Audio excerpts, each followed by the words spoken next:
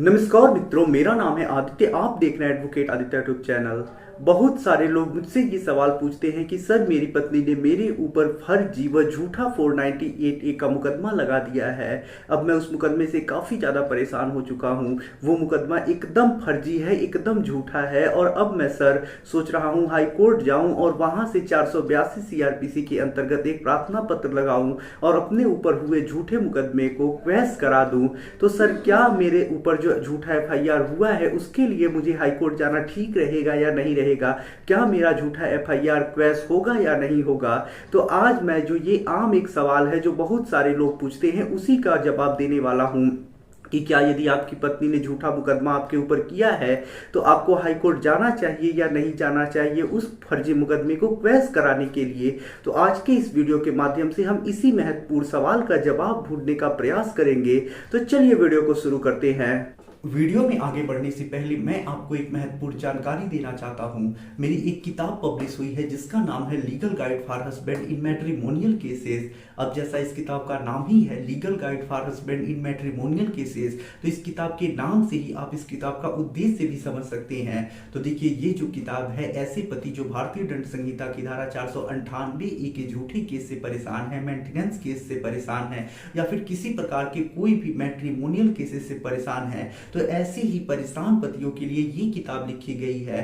आपको इस किताब में भारतीय दंड संहिता की धारा 498A, 125 CRPC, DV act, divorce case, section 9 आदि प्रकार के जो भी मैट्रिमोनियल केसेस होती हैं उनसे संबंधित काफी अच्छी जानकारी मिल पाएगी, जिससे कि यदि आप झूठे केसों से काफी ज्यादा परेशान हो चुके हैं, आपको कोई गाइड करने वाला नहीं है, आपको कोई कुछ बताने वाला नहीं है, तो ये किताब पढ़ के आप अपनी जानकारी बढ़ा पाएंगे और अपने केस में अपना पक्ष मजबूत कर पाएंगे। क्योंकि जब आपको जानकारी होगी, आप चीजों को जानेंगे, कानून को अच्छी तरह से जानेंगे, तो आपको कोई ठग भी नहीं पाएगा, ठग के पैसे भी नहीं ऐंठ पाएगा। साथ ही साथ आपका जो केस है उसमें आप अपना पक्ष भी मजबूत कर पाएंगे। तो यदि आप इस किताब को पढ़ते हैं तो आप अपने मुकदमे में अपना पक्ष भी मजबूत करेंगे, समय भी बचा पाएंगे और साथ ही साथ आपके पैसे भी बर्बाद होने से बचेंगे। तो ये जो किताब है पतियों के लिए काफ़ी ज़्यादा यूजफुल है। इस किताब का जो मूल्य है वो 550 रुपये है, प्लस 100 रुपये कोरियर चार्ज है, लेकिन अभी 50 रुपये इस किताब पे डिस्काउंट दिया जा रहा है। तो यदि आप इस किताब को बाई करना चाहते हैं तो मेरा व्हाट्सएप नंबर आपको स्क्रीन पर दिखाई दे रहा होगा, आप उस पर मैसेज करिएगा कि मैं किताब खरीदना चाहता हूँ। आगे का प्रोसेस मैं आपको बता दूंगा। तो देखिए, जो ये सवाल है कि मेरे ऊपर एक फर्जी 498A का मुकदमा हो गया है, अब मुझे उस फर्जी मुकदमे को क्वैश कराने के लिए हाई कोर्ट जाना है या नहीं जाना है, इसका जवाब मैं नहीं दे सकता हूं। अब आप सोच रहे होंगे मैं ऐसा क्यों कह रहा हूं। देखिए, इसका जवाब आपको खुद ढूंढना है। आपका जो FIR है, FIR का कंटेंट है, पत्नी का जो स्टेटमेंट है, गवाहों का जो स्टेटमेंट है, उसी के आधार पर यह चीज तय किया जाता है कि क्वैशिंग के लिए जाना उचित है या नहीं है। तो देखिए, मैं आपको कुछ ऐसे फैक्ट बताता हूं जो यदि आपके मामले में है तो आप अपने मामले को क्वैश करा पाएंगे, और यदि ये चीजें नहीं है तब ऐसे में आपका जो FIR है वो क्वैश नहीं हो सकता है। तो देखिए, अगर आपका फर्जी FIR है, झूठा FIR है, और कुछ चीजें जो मैं आपको बताऊंगा वो चीजें आपके पास है, आप वो कर सकते हैं, तो आप अपने मामले को क्वैश करा सकते हैं। अन्यथा यदि बिल्कुल फर्जी मामला है, एकदम आपको फंसाया गया है, लेकिन आपके पास वो चीजें नहीं है, तो ऐसे में आप अपने मामले को क्वैश नहीं करा सकती हैं। तब आपका क्वैशिंग के लिए जाना बेकार हो जाएगा, पैसे बर्बाद होंगे, समय बर्बाद होगा, हाईकोर्ट जाके दौड़ना जाना, ये सब चीजें बर्बाद होंगी। तो आइए कुछ महत्वपूर्ण चीजों को हम आपको समझाते हैं कि कब आपका जो FIR है वो क्वैश हो सकता है।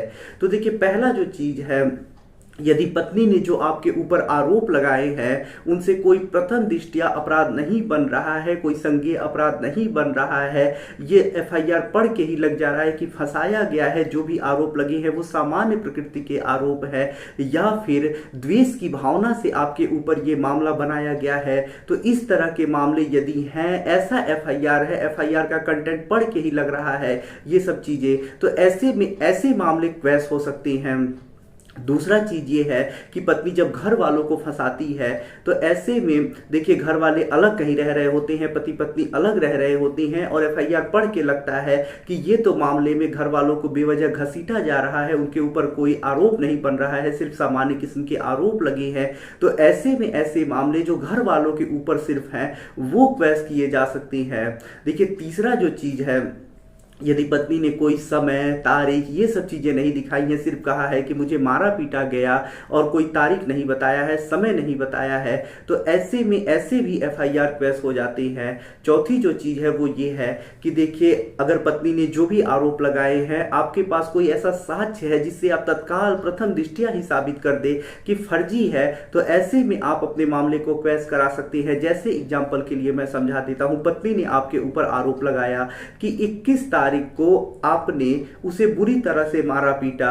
अब देखिए, अगर आपके पास ऐसा कुछ सबूत है कि 21 तारीख को आप जहां पत्नी दिखा रही है वहां है ही नहीं, आप अपनी ड्यूटी पर हैं, काफी दूर है, आप आ नहीं सकते हैं 21 तारीख को, तो ऐसे में आप जब वहां प्रेजेंट है तो यहां कैसे मारपीट कर सकते हैं? तो ऐसा यदि आपके पास कोई साक्ष्य है तो आप ऐसे मामले को क्वैश करा सकते हैं। तो देखिए, यही कुछ चीज़ें हैं जो मैं आपको महत्वपूर्ण बता रहा हूं, जिनके आधार पे एफआईआर क्वैश हो सकता है। तो देखिए, यदि आपके पास ऐसा कुछ है, आपके पास कुछ ऐसे मामले हैं, कुछ तथ्य हैं जिनके आधार पे आप एफआईआर क्वैश करा पाएंगे, तभी आपको हाईकोर्ट क्वैशिंग के लिए जाना चाहिए। तो देखिए, अब मैं आपको एक महत्वपूर्ण चीज़ समझाता हूं कि जैसे आपकी पत्नी ने आपके ऊपर फर्जी एफआईआर कर दिया, आपके पास कुछ साक्ष्य हैं, या फिर पत्नी ने, जैसा मैंने बताया, अपने एफआईआर में कुछ गड़बड़ी की है, जैसे उसने सामान्य आरोप लगाए हैं, प्रथम दृष्टया अपराध ही नहीं बन रहा है, तो यदि ऐसा कुछ चीजें हैं तब आपको हाईकोर्ट जाना चाहिए क्वैशिंग के लिए।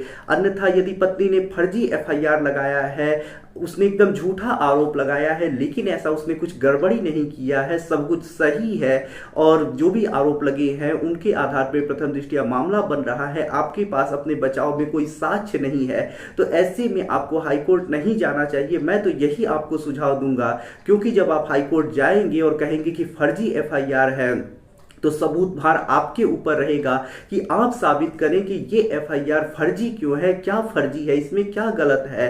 तो यही महत्वपूर्ण चीज है। तो आप यदि कोर्ट के समक्ष जाके कह रहे हैं कि फर्जी एफआईआर है, तो सबूत भार आपके ऊपर रहेगा, आपको साबित करना पड़ेगा कि एफआईआर गलत है, आपको फंसाया गया है। तो यदि आपके पास कोई ऐसा साक्ष्य नहीं है, कोई ऐसा फैक्ट नहीं है जिससे आप साबित कर पाए कि एफआईआर फर्जी है, तो हाईकोर्ट आपको नहीं जाना चाहिए। और यदि आपके पास कोई साक्ष्य है, कोई सबूत है, कोई फैक्ट है जिसके आधार पे आप कोर्ट में साबित कर पाए कि फर्जी एफआईआर है, तब आपको हाई कोर्ट जाना चाहिए और अपने एफआईआर को क्वैश कराने का प्रयास करना चाहिए। तो देखिए, जैसा मैंने वीडियो के स्टार्टिंग में आपसे कहा था कि आपका जो एफआईआर है उसका जो कंटेंट है, उस में जो पत्नी का स्टेटमेंट है, जो गवाहों का स्टेटमेंट है, इन्हीं सब के आधार पे ये तय किया जाता है कि एफआईआर को क्वैश किया जा सकता है या नहीं किया जा सकता है, मामला क्वैश होगा या नहीं होगा। तो ये आपके मामले पे निर्भर करता है और सभी मामले अलग अलग होते हैं। तो ऐसे में ये एक स्टेटमेंट नहीं दिया जा सकता है, ना ही कोई निर्धारण किया जा सकता है ऐसे मुंह से कह के कि आपका एफआईआर क्वैश होगा, आपका नहीं होगा, आपका होगा, आपका नहीं होगा। ऐसा कुछ नहीं कहा जा सकता है। मामले को समझ के, पढ़ के ही बताया जा सकता है कि क्वैशिंग के लिए जाना सही रहेगा या नहीं रहेगा। तो देखिए, यदि आप हाईकोर्ट जाने की सोच रहे हैं, आपके ऊपर फर्जी मामला है और आप चाहते हैं कि मुझसे भी उसमें अपनी राय लेना कि मामले के लिए क्वैशिंग के लिए जाना सही है या नहीं है, तो मेरा व्हाट्सएप नंबर आपको स्क्रीन पे दिखाई दे रहा होगा। आप मेरे व्हाट्सएप पे मैसेज करके और अपॉइंटमेंट बुक करा के मुझसे बात करके समझ सकते हैं कि क्वैशिंग के लिए जाना सही रहेगा या नहीं रहेगा। तो आशा कर रहा हूँ ये जानकारी आपको काफ़ी ज़्यादा पसंद आई होगी। यदि वीडियो पसंद आया हो तो वीडियो को लाइक करें, अपने दोस्तों के साथ शेयर करें, और यदि आप चैनल पे नए हैं तो चैनल को सब्सक्राइब करके बेल आइकन को दबाएं। मिलते हैं नए वीडियो के साथ अगले दिन, तब तक के लिए जय हिंद, जय भारत।